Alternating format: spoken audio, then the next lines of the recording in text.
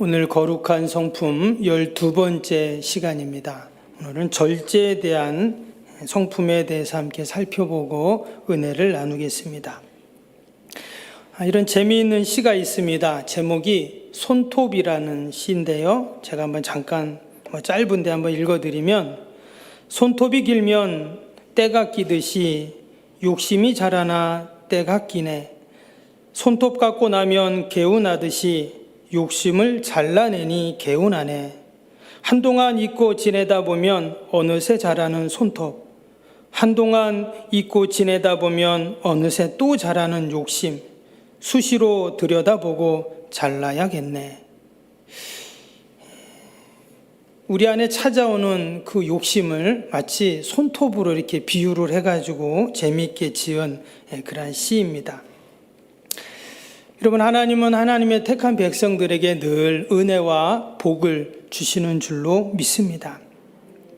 그런데 우리가 하나님이 주신 그 은혜와 복을 지키고 유지하는 방법이 뭐냐? 바로 절제라는 그릇이 필요하다라는 것입니다.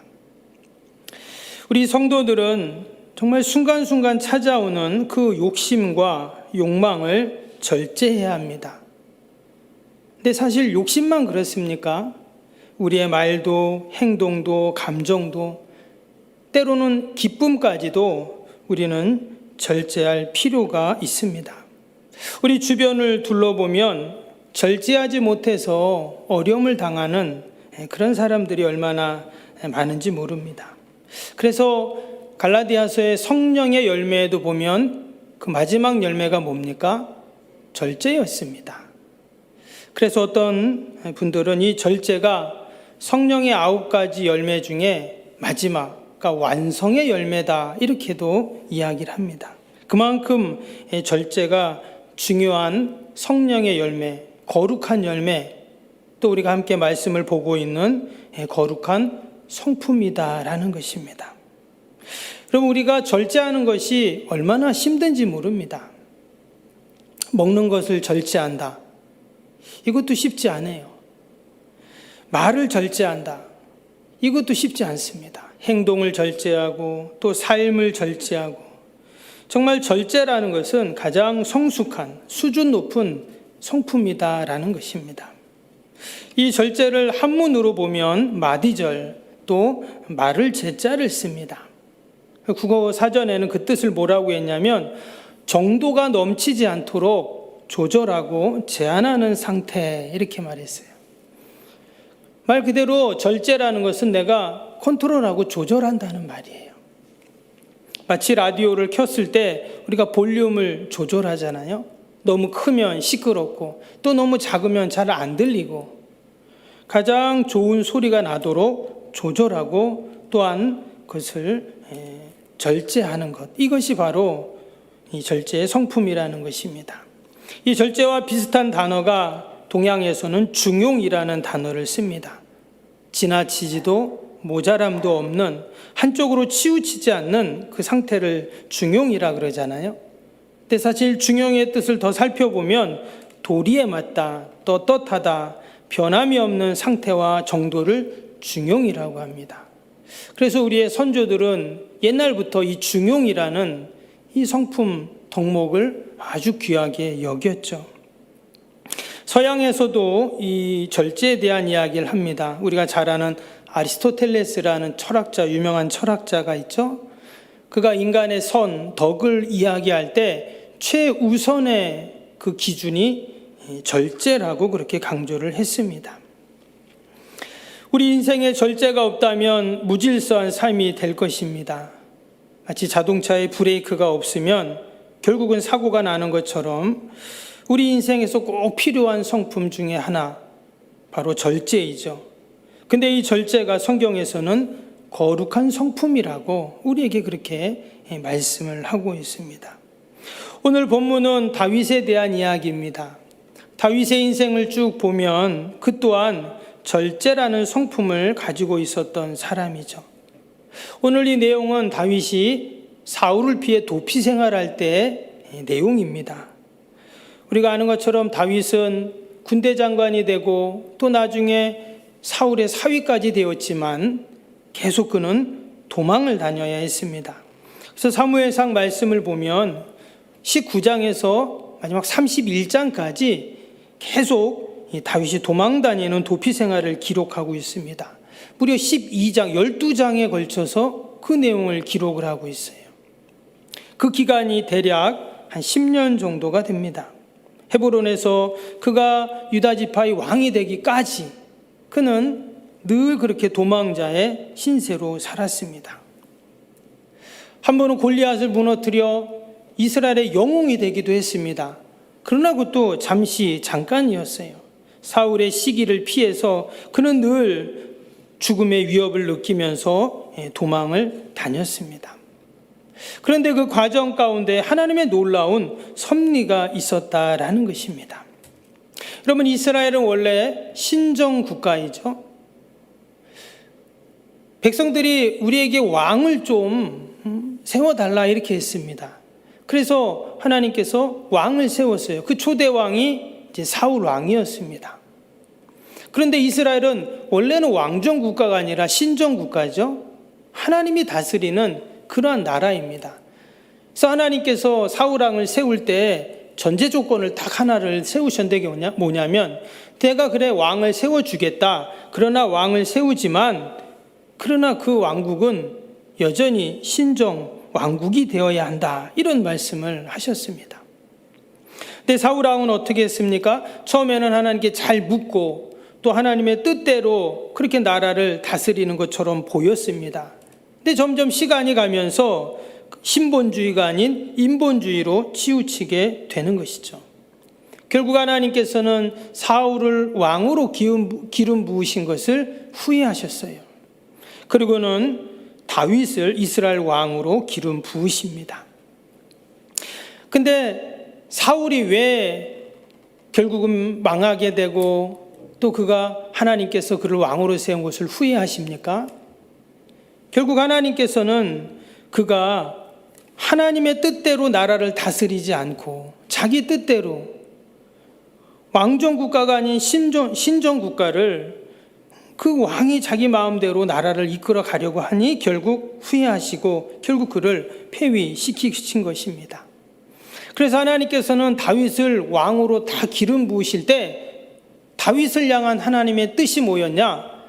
결코 사울 같은 왕이 돼서는 안 된다라는 것이 바로 이 하나님의 뜻이셨습니다. 그래서 하나님께서는 다윗을 부단히도 연단하세요. 그래서 그가 왕이 되기 전까지 무려 10년 동안 그 훈련, 연단을 시키십니다. 근데 그 연단의 과정 가운데 그 훈련이 무엇이었는가? 바로 절제였다는 거예요. 사울이 어떻게 넘어졌냐? 결국 절제에서 무너져 버렸기 때문입니다. 그래서 다윗이 그 절제의 모습을 오늘 우리가 이제 알 수가 있는데요. 오늘 26장은 어떤 내용이냐면 이제 다윗이 사울을 죽일 기회가 생깁니다. 원래 앞에 24장에도 똑같은 그런 사건이 있었죠. 그래서 앞에 24장에서는 엔게디 광야에서 이제 굴에 숨어 있을 때 거기 사울이 들어오잖아요. 그때도 옷자락만 살짝 베잖아요. 근데 오늘 26장에서는 10광야에서 하길라산에서 거기서도 똑같이 이 사울을 죽일 기회가 있는데 오늘 말씀해 보니까 어떻게 합니까? 그의 창과 물병만 그렇게 가지고 오게 됩니다. 오늘 1절 말씀을 한번 볼까요? 1절 말씀해 보니까 이 말씀에 이렇게 시작이 됩니다. 10사람이 기브아에 와서 사울에게 말하여 이르되 다윗이 광야 앞 하길라산에 숨지 아니하였나이까 하매. 지금 어떤 사람이 다윗을 밀고 하고 있습니다. 사울에게 가서 지금 다윗이 십광야에 지금 숨어 있습니다. 하길라산에 있으니까 당장 와서 잡으십시오. 이렇게 사울왕에게 밀고를 한 것입니다. 그래서 사울왕이 3,000명을 이끌고 이제 하길라산으로 간 것이죠. 근데 아무리 뒤져도 이 다윗을 찾을 수가 없었습니다. 근데 이제 밤이 돼 버렸어요. 그래서 사울과 그의 군사들이 함께 진을 치고 잠을 자고 있습니다. 그래서 5절에 보면 다윗이 몰래 밤에 사울의 진영으로 잠입을 합니다. 그때 그 다윗의 오른팔과 같았던 부하가 있는데 아비새라는 부하가 있었어요. 그 사람이 이렇게 말합니다. 8절 말씀에 보면 아비새가 다윗에게 이르되 하나님이 오늘 당신의 원수를 당신의 손에 넘기셨나이다. 그러므로 청하오니 내가 창으로 그를 찔러서 단번에 땅에 꽂게 하소서. 내가 그를 2번 찌를 것이 없으리이다니. 하나님께서 다윗에게 기회를 주셨다는 거예요. 그 기회가 무슨 기회예요? 사울을 죽일 기회를 준 거예요. 지금 사울이 다윗을 죽이러 왔잖아요. 그러니까 자기를 죽이기 전에 먼저 죽이면 되지 않냐? 하나님이 주신 기회다. 이렇게 지금 아비새가 말을 하는 것입니다. 만약에 당신이 못하면 내가 대신 하겠다. 나는 2번도 아니고 1번에 죽일 수 있다. 지금 이렇게 아비새가 말을 하는 거예요. 그때 다윗이 뭐라고 합니까? 10절에 나오잖아요. 10절 보시면 다윗이 또 이르되 여호와께서 살아계심을 두고 맹세하노니 여호와께서 그를 치시리니 혹은 죽을 날이 이르거니와 또는 전장에 나가서 망하리라. 근데 희한한 것은요, 지금 다윗이 이렇게 말했잖아요. 나중에 어떻게 됩니까? 정말 전쟁에서 죽게 됩니다. 블레셋과의 전쟁에서 이제 사울이 전사하게 되죠. 다윗이 그것을 어떻게 알았을까요? 하나님께서 기도하는 사람에게는 이런 영적인 식견을 주시는 것이죠. 우리가 하는 것이 아니라 하나님께서 하실 것이라는 거예요. 중요한 것은 다윗이 사울을 죽일 수 있었지만 죽이지 않았다는 거예요. 그가 자고 있을 때 머리맡에 있었던 창과 물병만 이제 가지고 나오게 됩니다. 그 12절에 나오죠. 다윗이 사울의 머리 곁에서 창과 물병을 가지고 떠나가되 이랬습니다. 지금 사울은 다윗을 죽인다고 3,000명을 이끌고 온 상태인데 다윗은 어떻게 했다고요? 다윗은 지금 그를 죽이지 않습니다. 또 언제 사울이 또 군사를 이끌고 와서 자기를 죽일지 몰라요. 그럼에도 불구하고 어떻게 합니까? 그는 끝까지 절제하고 있다는 거예요. 뭘 절제하고 있는가? 오늘 9절 말씀에 나오죠. 9절 보시면 다윗이 아비새에게 이르되 죽이지 말라. 누구든지 손을 들어 여호와의 기름 부음 받은 자를 치면 죄가 없겠느냐 하고.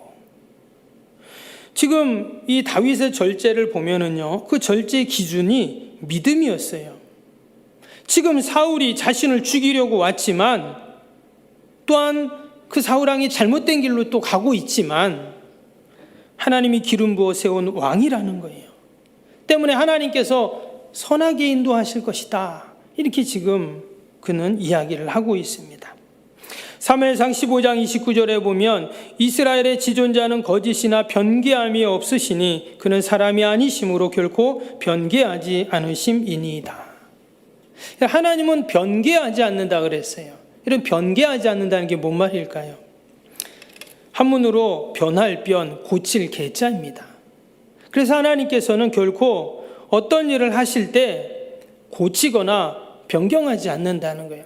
하나님 말씀하신 대로 그대로 하나님이 그렇게 인도해 가신다는 겁니다.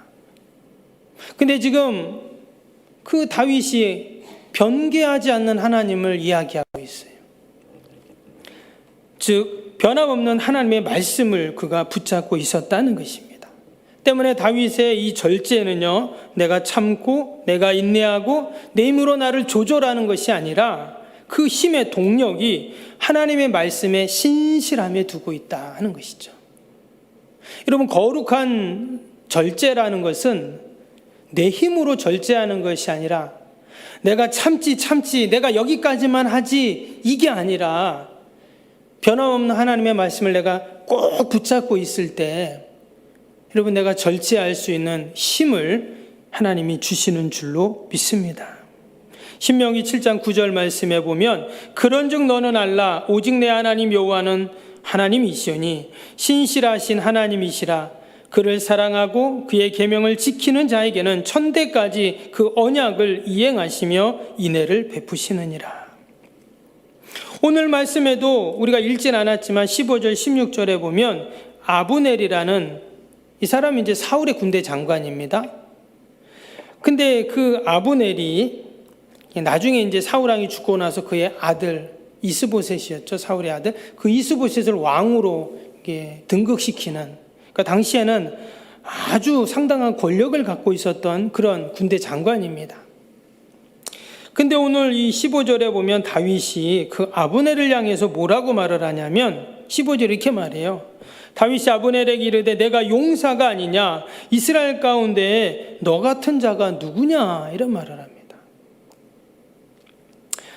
그러니까 다윗도 이 사울의 군대 장관이었던 이 아브넬을 인정해 주는 거예요.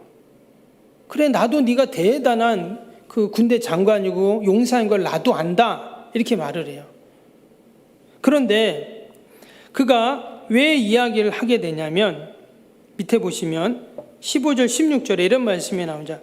그러한데 내가 어찌하여 내 주 왕을 보호하지 아니하느냐, 백성 가운데 한 사람이 내 주 왕을 죽이려고 들어갔었느니라. 내가 행한 이 일이 옳지 못하도다. 여호와께서 살아계심을 두고 맹세하노니 여호와의 기름 부음 받은 너희 주를 보호하지 아니하였으니 너희는 마땅히 죽을 자니이다.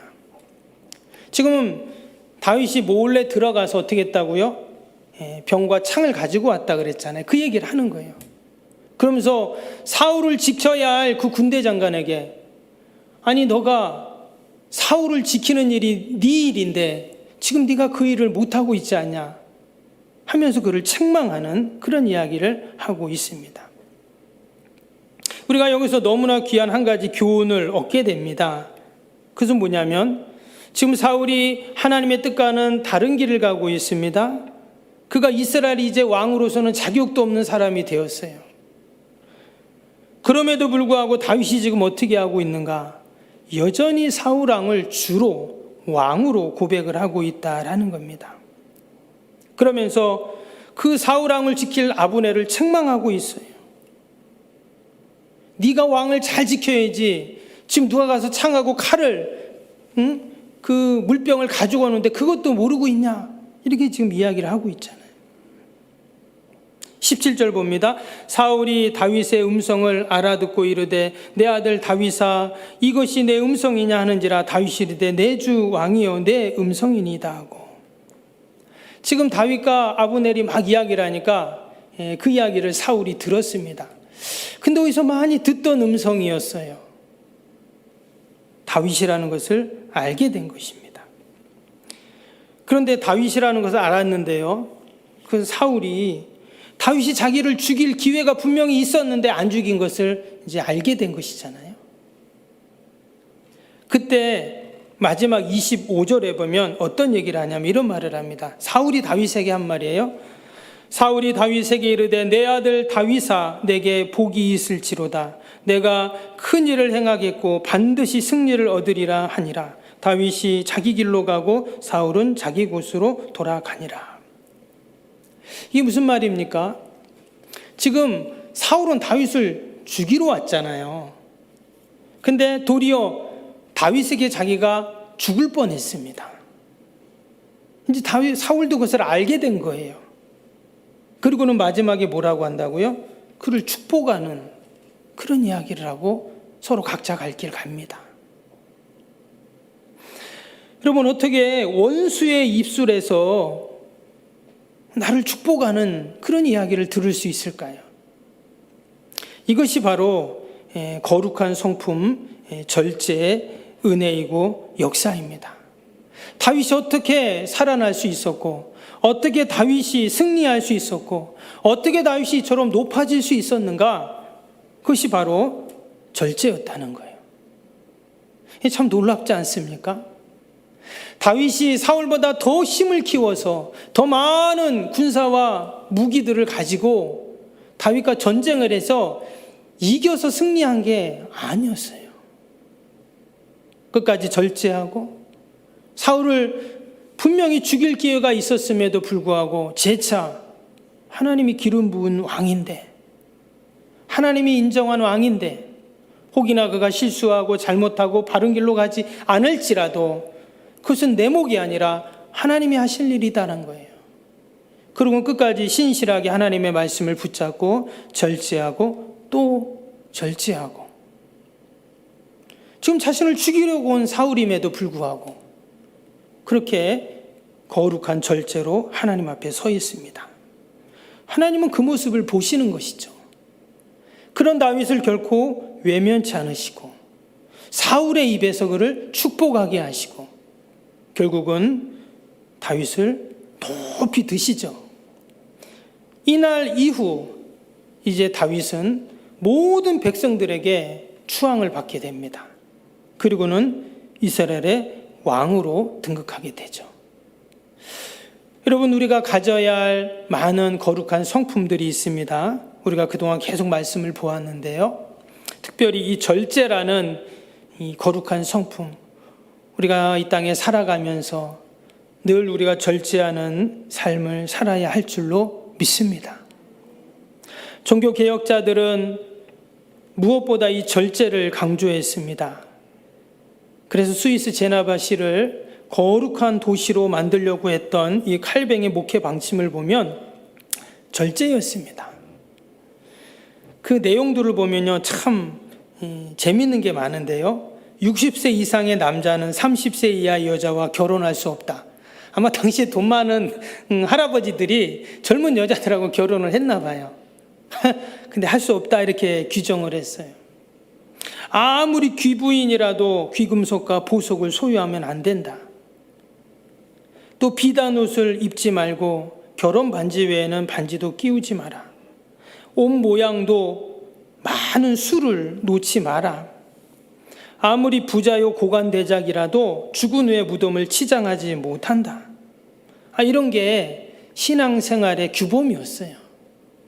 우리가 지금 그 개혁자들의 절제의 규정을 다 따를 수는 없겠죠. 그런데 그들의 정신을 우리는 기억해야 합니다. 이게 바로 우리 종교개혁의 후예들인 지금의 교회 우리 성도들이 이어가야 할 여러분 절제의 그런 정신이고 또한 모습인 줄로 믿습니다. 이 땅의 사람들은 절제하지 않습니다. 먹고 싶은 거 그냥 다 먹어요. 가고 싶은 거 다 갑니다. 하고 싶은 거 돈 있으면 다 해요. 그나마 코로나 때문에 지금 잘 못하는 거잖아요. 그러나 우리 하나님의 백성들은 늘 이 거룩한 성품, 여러분 절제하면서 우리가 이 땅에 살아가다가 하나님 나라에 들어가야 할 줄로 믿습니다.